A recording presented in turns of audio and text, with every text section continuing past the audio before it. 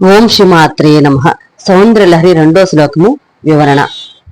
తనీయాం సంపాంసుం తవ చరణ పంకేరుహ భవం విరించి సంచిన్వన్ విరచయతి లోకాన వికలం వహత్యైనం శౌరిః కథమపి సహస్రేణ శిరసా హరః సంక్షుధ్యైనం భజతి భసితో ధూళన విధిం.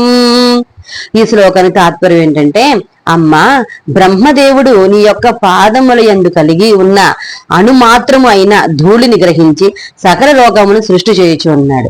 ఆ సూక్ష్మ కణమునే సహస్ర శ్రమలతో విష్ణుమూర్తి అతి కష్టముగా మోయిచు ఉన్నాడు. శివుడు దానినే భస్మము చేయుచు భస్మధారణం చేయుచు ఉన్నాడు కదా.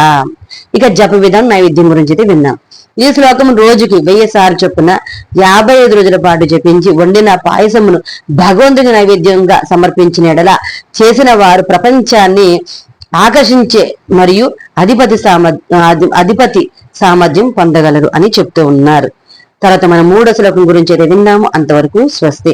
అమ్మవారి యొక్క అనుగ్రహణ మనందరిపైన ఉందని కోరుకుంటూ ఉన్నాను. సర్వేజన సుఖినో సమస్త మంగళాన్ని పొంది స్వస్తి.